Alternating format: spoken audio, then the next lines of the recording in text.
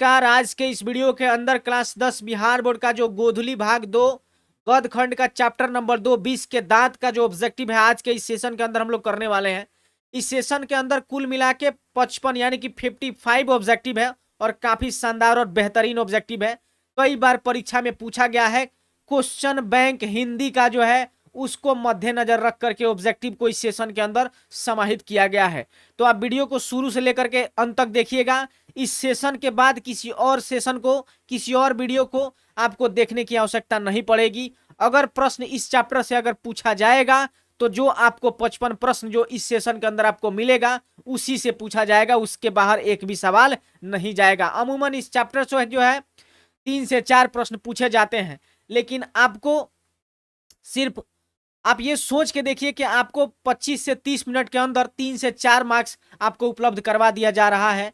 आपको परीक्षा में जब आप जाएंगे तो यहीं से 4-5 प्रश्न जो है आपको डायरेक्टली आपके एग्जाम में देखने को मिलेगा। वीडियो में आगे बढ़े उससे पहले इस कहानी के बारे में आपको थोड़ा सा जानकारी आपको दे देते हैं कि 20 के दांत जो कहानी है, यह कहानी 20 के दांत तथा अन्य कहानियां नामक कहानी संग्रह से ली गई है। यह कहानी मध्यम वर्ग के अनेक अंतर्विरोधों को उजागर करती है। जब आप कहानी पढ़ेंगे तो कहानी का जैसा ठोस सामाजिक संदर्भ है वैसा ही स्पष्ट मनोवैज्ञानिक आशय भी। आर्थिक कारणों से मध्यम वर्ग के भीतर ही एक और सेन साहब जैसे कि एक श्रेणी उभरती है जो कि अपनी महत्वाकांक्षा और सफेदपोशी के भीतर लिंग भेद जैसे कुसंस्कार छुपाए हुए है। तो दूसरी ओर गिरधर जैसे नौकरी पेशा निम्न मध्यम वर्गीय व्यक्ति की श्रेणी है जो उनके तरह की थोपी गई, यानी कि सेन साहब के जैसे लोगों द्वारा थोपी गई बंदिशों के बीच भी अपने अस्तित्व को बहादुरी एवं साहस के साथ बचाए रखने के लिए संघर्षरत है। यह कहानी सामाजिक भेदभाव, लिंग भेद, आक्रामक स्वार्थ की छाया में पलते हुए प्यार दुलार के कुपरिणामों को उभारती हुई सामाजिक समानता एवं मानवाधिकार की महत्वपूर्ण वानगी पेश करती है। आप जब कहानी को पढ़ेंगे काफी समाज में किस तरह की चीजें, मध्यम वर्ग के लोगों में क्या सारी चीजें चलती हैं, इस कहानी को पढ़ने के बाद आपको स्पष्ट हो जाएगा। आप कहानी से रिलेट भी करेंगे कि आपके घरों में, हमारे समाज में जो मध्यम वर्गीय लोग रहते हैं उनके घरों में क्या सारी चीजें चल रही होती हैं, कैसे लिंग भेद किया जाता है, कैसे बच्चियों को थोड़ा अलग रखा जाता है, बच्चों को कुछ अलग तरीके से रखा जाता है, लड़कों को कुछ और शिक्षा दी जाती है, उनके लिए कुछ नियम कानून अलग होते हैं और लड़कियों के लिए नियम कानून अलग होते हैं। तो इन सारी संदर्भों के मापदंड को इसके अंदर, इस कहानी के अंदर आपको दिखाया गया है, इस कहानी के अंदर आपको सिखाया और समझाया गया है। तो कहानी को एक बार पढ़िएगा आप लोग जरूर, उम्मीद करते हैं आप लोग पढ़े भी होंगे। तो चलिए इन्हीं के साथ वीडियो में आगे बढ़ते हैं और सबसे पहला प्रश्न जो है आपके सामने आए उससे पहले एक छोटा सा अनुरोध करना चाहते हैं कि चैनल पे पहली बार आए हैं तो चैनल को सब्सक्राइब करेंगे, बेल आइकन दबा के ऑल नोटिफिकेशन पे क्लिक करेंगे, अपने दोस्त यारों के साथ शेयर भी करेंगे और टेलीग्राम का लिंक जो है वो डिस्क्रिप्शन के अंदर है, आपको जाकर के उसको ज्वाइन भी करना है। और चलिए वीडियो में आगे बढ़ते हैं और पहला प्रश्न आपके सामने लेकर के आते हैं। प्रत्येक सवाल का जवाब देने के लिए आपको 30 सेकंड का समय मिलता है, जैसे कि आप सभी को पहले से ही ज्ञात है। तो पहला सवाल आपके सामने आ गया है, किसके अनुसार सेनों ने सिद्धांतों को भी बदल दिया था? बेटियों के अनुसार, खोखा के अनुसार, मदन के अनुसार या गिरधर के अनुसार? तो देखिए यहाँ सेनों की जो बात हो रही है वो सेन साहब और सेन साहब की पत्नी के बारे में बात की जा रही है। तो वो किनके अनुसार इन दोनों दंपतियों ने, लेखक किनके लिए सेनों का जो इस्तेमाल मतलब ये शब्द जो है सेनो जो है वो सेन साहब और उनकी पत्नी के लिए हो रहा है, और उन्होंने जो सिद्धांत बदल दिया वो किनके वजह से उस सिद्धांतों को ताक पे रखा गया? बेटियों की वजह से तो नहीं रखा गया था, खोखा की वजह से रखा गया था। खोखा किसको कहा जाता है? बेटे को कहा जाता है। सेन साहब का एक बेटा था कासू, उसको सेन साहब खोखा बोला करते थे। तो ऑप्शन नंबर बी जो है वो बिल्कुल सही जवाब हो जाएगा और अगला सवाल आपके सामने आएगा। ऐसे ही लड़के आगे चलकर गुंडे, चोर, डाकू बनते हैं। यह पंक्ति कहानी के किस पात्र ने कही है? सेन साहब की धर्मपत्नी, गिरधर, सेन साहब या सोफर? तो देखिए ऐसे ही लड़के आगे चल करके गुंडे, चोर, डाकू बनते हैं, यह शब्द जो है वो सेन साहब के द्वारा कही गई थी।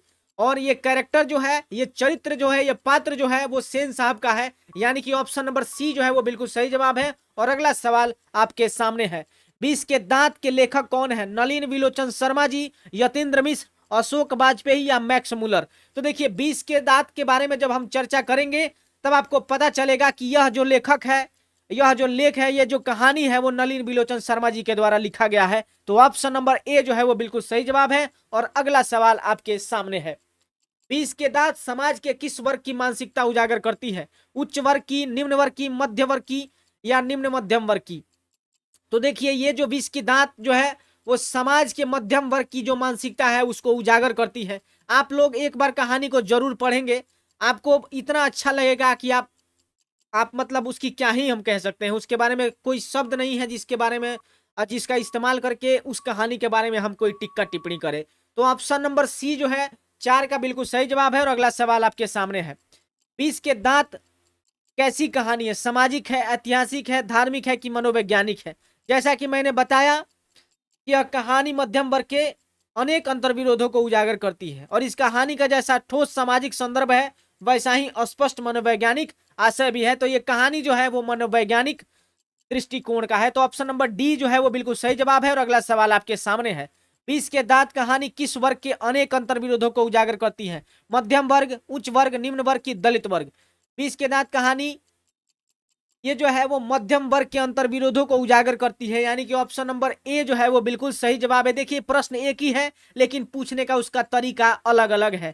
क्वेश्चन बैंक को अब उठा लीजिए, समय अब हो गया है कि आप क्वेश्चन बैंक को अब उठा करके उसके अंदर के ऑब्जेक्टिव को देखने का प्रयास करें, है कि नहीं? तो ऑप्शन नंबर ए जो है 6 का वो बिल्कुल सही है। और अगला सवाल आपके सामने है, नलिन विलोचन शर्मा जन्मता कौन सी भाषा भाषी थे, यानी कि किस भाषा में वो जन्मजात किस भाषा के थे? आपको ये बताना है, संस्कृत भाषा के थे, मगही के थे, हिंदी के थे कि भोजपुरी के थे? तो नलिन विलोचन शर्मा जी जो थे वो जन्मजात भोजपुरी भाषी थे, यानी कि ऑप्शन नंबर डी जो है वो बिल्कुल सही जवाब है। और अगला सवाल आपके सामने है, नलिन विलोचन शर्मा का जन्म कहाँ हुआ था? दिल्ली में, कलकत्ता में, पटना में या उत्तर प्रदेश में? तो देखिए नलिन विलोचन शर्मा जी का जो जन्म हुआ था वो कहाँ हुआ था?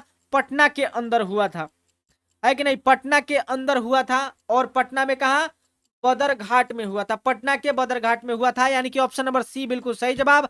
अगला सवाल आपके सामने है, नलिन विलोचन शर्मा का जन्म कब हुआ था? 1918 में, 1818 में, 1819 में या 1916 में?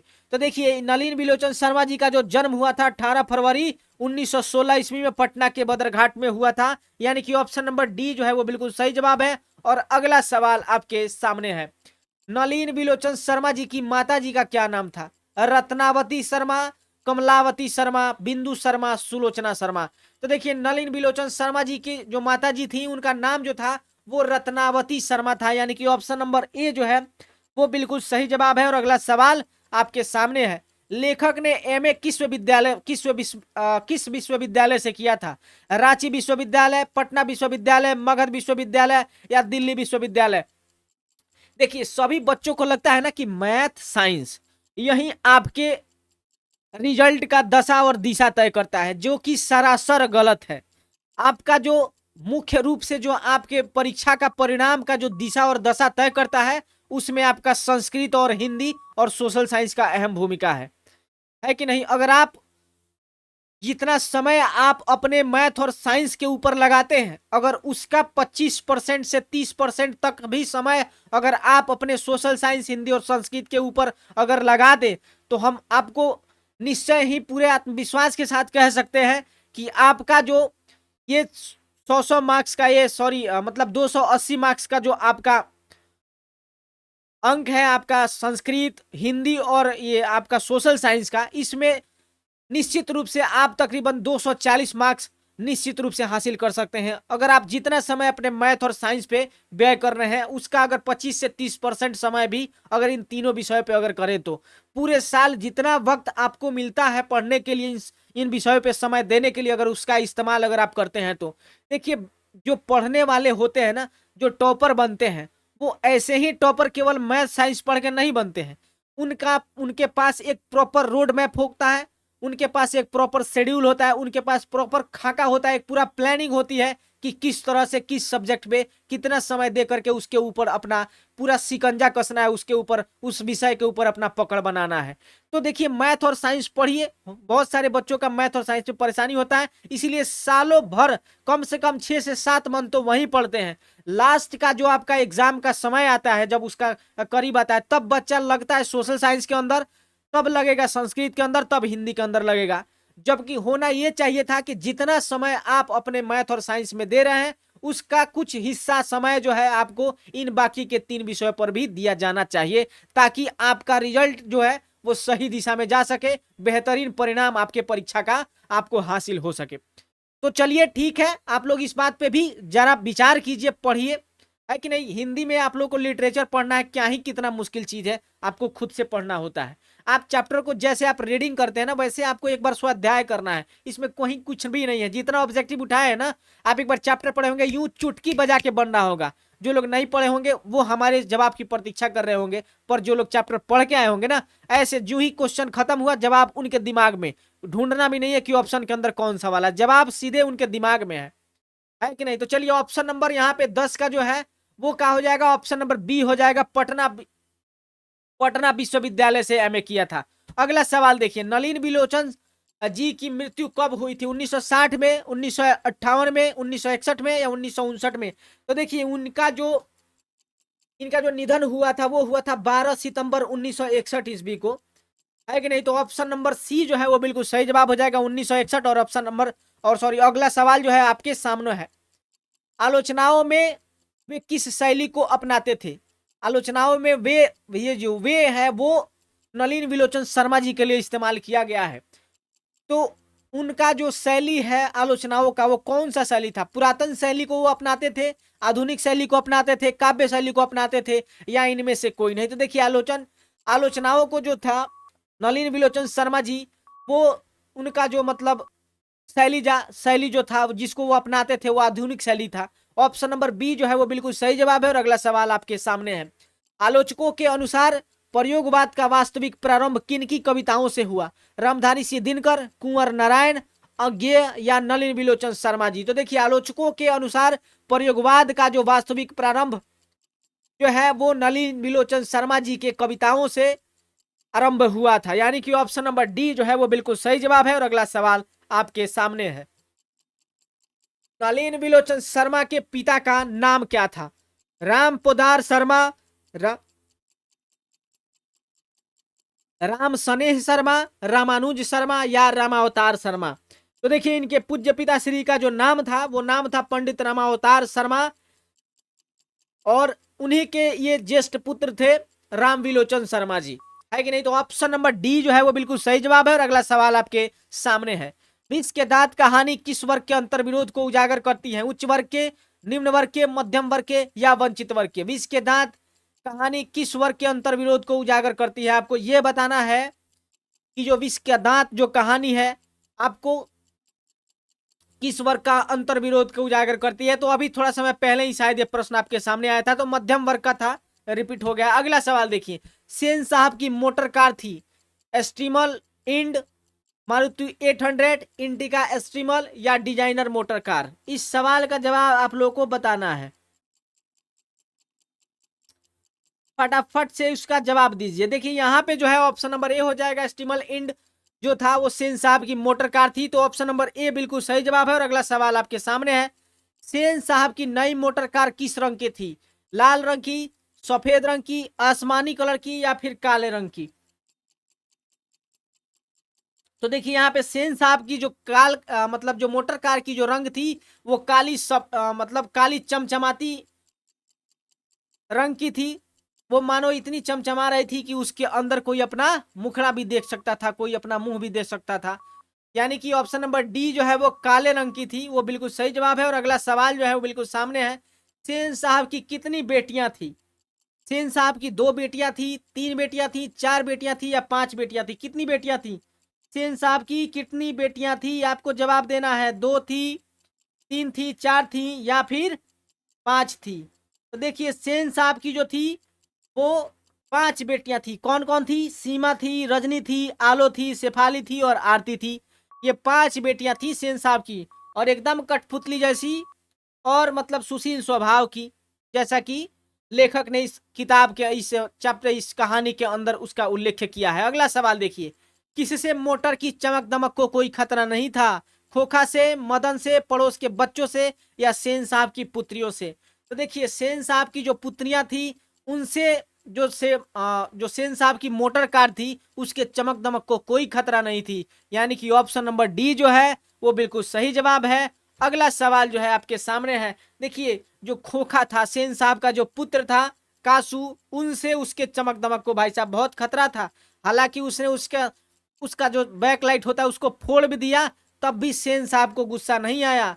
लेकिन अगर वहीं पड़ोस के किसी बच्चे ने उसको छू भी दिया तो मतलब सामत आई, है कि नहीं। तो इसी तरह का जो भेदभाव है वो मध्यम वर्ग के समाज में देखने को मिलता है।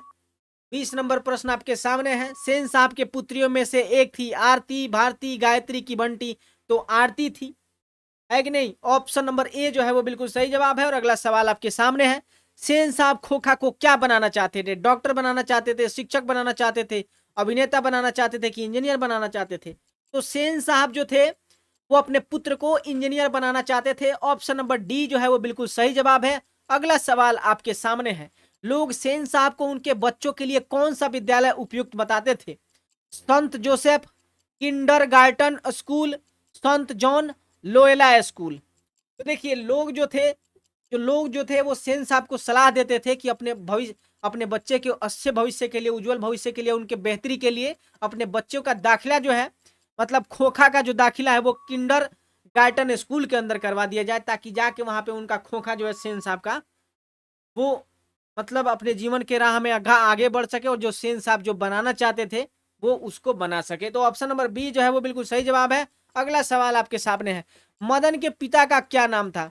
मुरारी लाल, त्रिपुरारी लाल, गिरधर लाल या संपत लाल?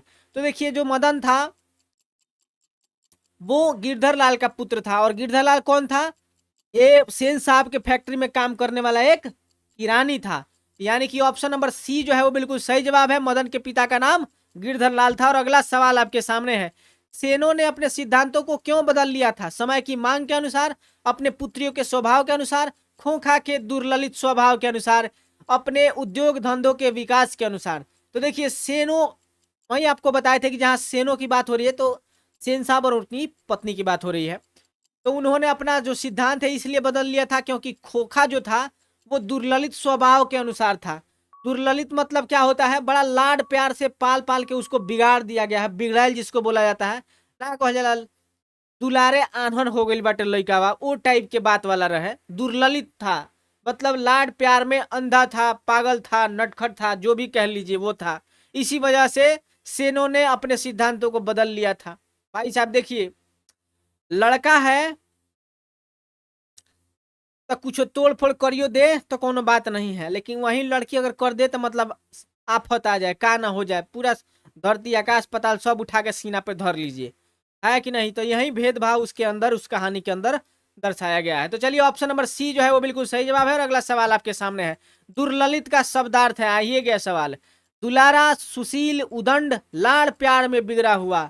ऑप्शन नंबर डी बिल्कुल सही जवाब। और अगला सवाल आपके सामने है, मदन ने कासू के कितने दांत तोड़ डाले? तो मदन जो था ये कौन था? गिरधर लाल का पुत्र था। यानी कि गिरधर लाल कौन था? ये सेन साहब का किरानी था, उसी का पुत्र मदन था।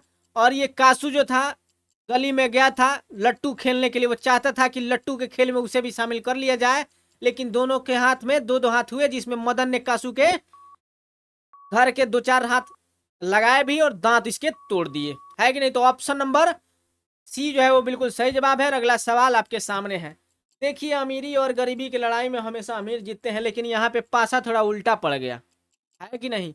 यहाँ झोपड़पट्टी और महलों वालों के झगड़े के बीच में इस बार झोपड़पट्टी वाला जीत गया और अब महलों वाले के दो दांत तोड़ दिए गए। तो चलिए 27 नंबर प्रश्न आपके सामने है, नलिन बिलोचन शर्मा की स्कूल की पढ़ाई कहाँ हुई? मिलर स्कूल में, जीडी पाटलिपुत्र विद्यालय में, पटना हाई स्कूल में या पटना कॉलेजिएट स्कूल में? तो देखिए इनकी जो पढ़ाई हुई थी,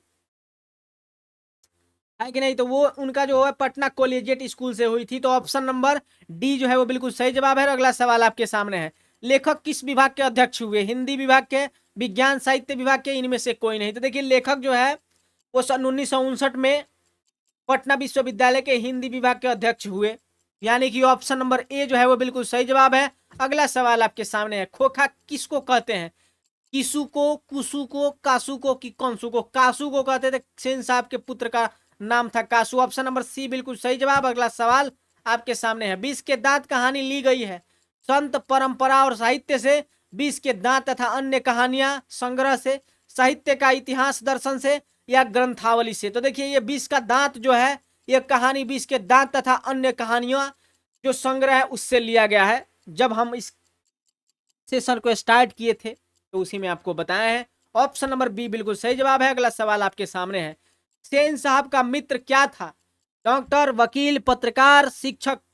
सेन साहब के जो मित्र थे वो थे वकील, सॉरी पत्रकार, और उन्हीं के व्यंग से जो थे सेन साहब की हेकड़ी गुल हो गई और बेचारे ऐंठ के रह गए, है कि नहीं? तो ये भी चल रहा था। चलिए, तो यहाँ पे क्या हो जाएगा? ऑप्शन नंबर सी बिल्कुल सही जवाब। और अगला सवाल आपके सामने है, गिरधर लाल किस वर्ग का प्रतिनिधित्व करता है? मध्यम वर्ग के, उच्च वर्ग के, निम्न वर्ग के, निम्न मध्यम वर्ग के? निम्न मध्यम वर्ग का करता है। ऑप्शन नंबर डी बिल्कुल सही जवाब है। अगला सवाल आपके सामने, गिरधर लाल कौन है? कासू का पिता, मदन का पिता, रजनी का पिता की शेफाली का पिता? तो वो जो है गिरधर लाल वो है मदन का पिता है। ऑप्शन नंबर बी बिल्कुल सही जवाब। अगला सवाल आपके सामने है, सेन साहब के बेटे का नाम क्या था? बताए हैं अभी तो कई बार बताए हैं, कासू नाम था। ऑप्शन नंबर ए जो है वो बिल्कुल सही है। और अगला सवाल आपके सामने है, मदन की उम्र क्या थी? 5-6 साल, 7-8 साल, 3-4 साल कि 9-10 साल? भाई मदन तो 5-6 साल का ही था, छोटा सा, नन्ना सा, मुन्ना सा, प्यारा सा, दुलारा सा गिरधर लाल का पुत्र था, जो बार बार अपने पिता के हाथों मार खाता था, पिटाई खाता था, है कोई ना कोई शरारत हर रोज करता था, हर रोज मार खाता था। ये उसकी दिनचर्या थी। ऑप्शन नंबर ए जो है वो बिल्कुल सही जवाब है। अगला सवाल आपके सामने है, कासू मदन के साथ किस खेल में शरीक होना चाहता था? फुटबॉल के खेल में, हॉकी के खेल में, बैडमिंटन के खेल में कि लट्टू के खेल में? सोचिए, कासू जो है वो मदन के साथ किस खेल में शरीक होना चाहता था? तो लट्टू के खेल में शरीक होना चाहता था। ऑप्शन नंबर डी जो है वो बिल्कुल सही जवाब है। अगला सवाल आपके सामने है, दृष्टिकोण किसकी रचना है? रामावतार शर्मा की, नलिन विलोचन शर्मा की, मोहन राकेश की, प्रेमचंद की? देखिए दृष्टिकोण रचना जो है वो नलिन विलोचन शर्मा जी का है। ऑप्शन नंबर बी बिल्कुल सही जवाब है। आप उसके साथ जा सकते हैं बिना किसी संशय, बिना किसी संदेह के। और अगला सवाल आपके सामने है, लड़कियां क्या है? कठपुतली है। किसे इस बात पर गर्व है? भाई बहन को, चाचा चाची को, मामा मामी को, माता पिता को? लड़कियां क्या है? कठपुतली है, सुसज्जित है। ये किसको इस बात पर गर्व है? माता पिता। माता पिता का कहने का तात्पर्य क्या है? जो सेन साहब जो थे, सेन साहब और उनकी पत्नी को अपनी लड़कियों पर गर्व था, क्योंकि वो कठपुतलियां थी। जैसा उनको बताया जाए वैसा वो करती थी। क्या उनको करना है ये तो भले ही उन्हें नहीं बताया गया था, लेकिन क्या नहीं करना है ये उनको स्पष्ट हिदायत थी कि फलाना फलाना काम आप लोगों को नहीं करना है कि नहीं? तो ऑप्शन नंबर डी जो है वो बिल्कुल सही जवाब है। और अगला सवाल आपके सामने है, मोटर कार को किसे खतरा हो सकता था? किसू से, मदन से, खोखा से या इंजीनियर से? देखिए घर में तो किस ये खोखा ही था और उनकी सेन साहब की 5 लड़कियां ही थी, 5 बेटियां ही थी। तो 5 बेटियों से तो नहीं था, लेकिन खोखा से था, उसी ने तो फोड़ा था बैकलाइट है। और चमक दमक को खतरा भी खोखा से ही था। तो ऑप्शन नंबर सी जो है वो बिल्कुल सही है। और अगला सवाल आपके सामने है, सेन साहब ने किसे खूब फटकार लगाई? गिरधर लाल को, खोखा को, मदन को, शेफाली को? अच्छा, गिरधर लाल को सेन साहब ने क्यों फटकार लगाई थी? तो सेन साहब ने गिरधर लाल को इसलिए फटकार लगाई थी क्योंकि मदन जो था वो सेन साहब की चमचमाती कार के इर्द गिर्द घूम रहा था, उसको छू रहा था, और उसका जो शेफर था वो क्या किया, उसको अलग हटाया तो उसके साथ क्या पड़ा? झपट पड़ा, उसके साथ उलझ गया। तो उसी के संदर्भ को लेकर के गिरधर लाल को सेन साहब ने खूब सुनाई, खूब फटकार लगाई। ऑप्शन नंबर ए जो है वो बिल्कुल सही जवाब है। अगला सवाल आपके सामने है, कौओं की जमात में शामिल होने के लिए कौन ललक गया? कबूतर, हंस, बतख की मछली? अच्छा, कौवा किसको कहा गया है? यहाँ कौवा जो है वो गली के लड़कों के साथ जो मदन है उसको कहा गया है कि नहीं? और हंस जो है यहाँ पे हंस जो है वो सेन साहब के पुत्र यानी कि कासू को कहा गया है। तो कौवों की जमात में शामिल होने के लिए कौन लग गया था? तो कासू था, और कासू को हंस से तुलना किया गया है। ऑप्शन नंबर बी जो है वो बिल्कुल सही जवाब है। और अगला सवाल आपके सामने है, मदन अक्सर किसके हाथों से पीटता था? माता के हाथों से, सेन साहब के हाथों से, खोखा के हाथों से, पिता के हाथों से? खोखा के हाथों से तो नहीं था, दांत तोड़ लेता 2 गो, लेकिन पिता के हाथ से वो प्राय मार खाता रहता था। कौन? तो मदन। किसके हाथ से? गिरधर लाल के हाथ से। गिरधर लाल कौन था? मदन के पिता थे। ऑप्शन नंबर डी बिल्कुल सही जवाब। और अगला सवाल आपके सामने, खोखा को ट्रेनिंग देने के लिए घर पर कौन आता था? लोहार आता था, बढ़ई आता था, दर्जी आता था कि पेंटर आता था? तो देखिए, खोखा को ट्रेनिंग देने के लिए घर पर जो है वो बढ़ई आता था। सेन साहब का ऐसा मानना था कि उसकी उंगलियां जो है वो उस कार्य में कार्यरत हो जाएंगी, कुछ चीजें वो सीख जाएगा ताकि उसको आसानी से जो है वो अभियंता यानी कि इंजीनियर बनाया जा सके। तो ऑप्शन नंबर डी जो है वो बिल्कुल सही जवाब है। और अगला सवाल आपके सामने है, गिरधर लाल किसकी फैक्ट्री में किरानी था? मुखर्जी साहब की फैक्ट्री में, सिंह साहब की फैक्ट्री में, पत्रकार महोदय की फैक्ट्री में कि सेन साहब की फैक्ट्री में?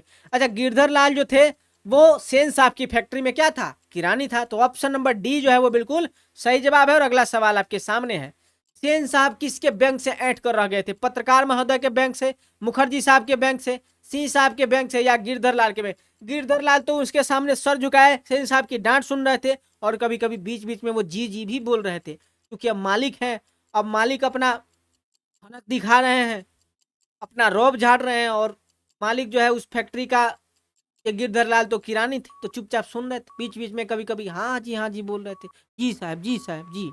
तो ऐसा था। लेकिन सेन साहब जो थे वो पत्रकार महोदय के बैंक से ऐंठ के रह गए थे, है कि नहीं? तो ऑप्शन नंबर ए जो है वो बिल्कुल सही जवाब है। और अगला सवाल आपके सामने है, मदन किससे उलझ रहा था? सोफर से, सेन साहब से, कासू से कि मिस्टर सिंह से?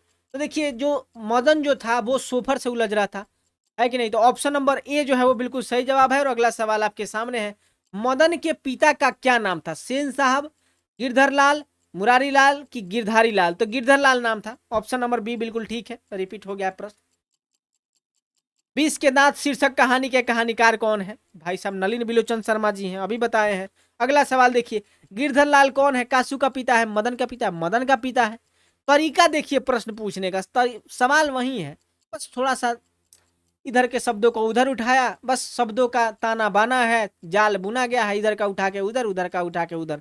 नलिन बिलोचन शर्मा का जन्म कब हुआ था? अब एग्जैक्ट डेट और ये साल और महीना पूछ रहा है आपको पूरा, यहाँ पे ऑप्शन दिया हुआ है। तो 18 फरवरी 1916 को हुआ था, बताए हैं आपको, यानी कि ऑप्शन नंबर बी जो है वो बिल्कुल सही है। और अगला सवाल आपके सामने है, नलिन बिलोचन शर्मा का जन्म कहाँ हुआ था? आपको बताए हैं कहाँ हुआ था, बदरघाट पटना में हुआ था। ऑप्शन नंबर सी जो है वो बिल्कुल सही जवाब है। और अगला सवाल आपके सामने है, हम लोग कर रहे हैं गोधली हिंदी, यानी बिहार बोर्ड मैट्रिक परीक्षा 2024 के लिए क्लास 10 हिंदी का VVI ऑब्जेक्टिव हम लोग कर रहे हैं। ऑब्जेक्टिव का क्वेश्चन आंसर कर रहे हैं हम लोग, सब्जेक्टिव क्वेश्चन आंसर भी करेंगे चैप्टर 2 का आगे, जब ये खत्म हो जाएगा उसके बाद, है कि नहीं? आप लोग टारगेट रखिए कि ये जो 280 मार्क्स है ना, सोशल साइंस, हिंदी और संस्कृत मिला के कम से कम 240 मार्क्स इसमें से आप लोग को हासिल करना है, तीनों सब्जेक्ट मिला के, तब जाके कहीं आप टॉपर के लिस्ट में शामिल हो पाएंगे।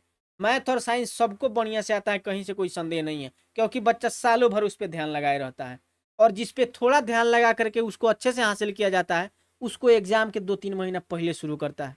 ये अति मूर्खतापूर्ण बात है, ऐसा नहीं होना चाहिए। चलिए, यहाँ पे 51 नंबर प्रश्न आपके सामने है, नलिन बिलोचन शर्मा जी के पिताजी का क्या नाम था? पंडित रामावतार शर्मा। ऑप्शन नंबर ए बिल्कुल सही। अगला सवाल देखिए, नलिन बिलोचन शर्मा जी का निधन कब हुआ था? अब यहाँ पे महीना भी पूछ रहा है और साल भी पूछ रहा है। तो इनका जो निधन हुआ था 12 दिसंबर 1961 को हुआ था, यानी कि ऑप्शन नंबर ए जो है वो बिल्कुल सही है। और अगला सवाल आपके सामने है, नलिन बिलोचन शर्मा कब पटना विश्वविद्यालय में हिंदी विभाग के अध्यक्ष हुए? 1959 में, 1968 में कि 1967 में कि 1965 में? तो ये जो थे नलिन बिलोचन शर्मा जी, ये पटना विश्वविद्यालय में हिंदी विभाग के जो अध्यक्ष हुए थे वो हुए थे 1959 में, यानी कि ऑप्शन नंबर ए जो है वो बिल्कुल सही जवाब है। और इस सेशन का आखिरी प्रश्न आपके सामने है, कासू मदन के साथ किस खेल में शरीक होना चाहता था? फुटबॉल के खेल में, लट्टू के खेल में होना चाहता था? कहां से रिपीट हो गया? 2-3-4 प्रश्न रिपीट हो गया है, समझ नहीं आता है भाई साहब। चलिए, ऑप्शन नंबर डी जो है वो बिल्कुल सही जवाब है। हम उम्मीद करते हैं, उम्मीद ही नहीं करते हैं, हम पूरी तरह से, हमको विश्वास है कि आपको सेशन बिल्कुल पसंद आया ही होगा। आया होगा तो वीडियो पसंद कर लीजिएगा, यानी कि लाइक कर लीजिएगा, और चैनल को सब्सक्राइब करके अपने दोस्तों के साथ वीडियो को शेयर कीजिएगा। टेलीग्राम का लिंक डिस्क्रिप्शन में दिया गया है, जाके उसको ज्वाइन भी कीजिएगा। और आगे बताइए आप लोग कि सेशन कैसा लग रहा है, क्या और चेंजेस इसके अंदर होने चाहिए, या जो चीजें चल रही हैं वो सटीक तरीके से चल रही हैं। कुछ आइडिया वगैरह आप लोग भी दीजिए ताकि कुछ अलग हटके किया जा सके। हालांकि दिमाग में कुछ चीजें हैं जिस पे हम काम कर रहे हैं और बहुत जल्दी आप लोगों के सामने वो भी मुखातिब होगा, है कि नहीं। तो चलिए, बहुत बहुत धन्यवाद सब किसी को वीडियो यहाँ तक देखने के लिए। और हम लोग अगले एपिसोड में इसका जो तीसरा चैप्टर है कि नहीं, मैक्स मुलर साहब का, वो चैप्टर का नाम आप लोग का है भारत से हम क्या सीखे, उसके बारे में हम चर्चा करेंगे और देखेंगे उसका ऑब्जेक्टिव कितना है, क्या है, कौन कौन से ऑब्जेक्टिव है उसके अंदर। काफी बेहतरीन सेशन कल का भी होगा, शानदार होगा। और एक बार फिर से आप सभी को शिक्षक दिवस की ढेर सारी शुभकामनाएं। उम्मीद करते हैं कि आज आप लोग अपने विद्यालय में, अपने कोचिंग संस्थाओं में शिक्षक दिवस को काफी बेहतरीन तरीके से मनाया होगा। और हम ऐसा भी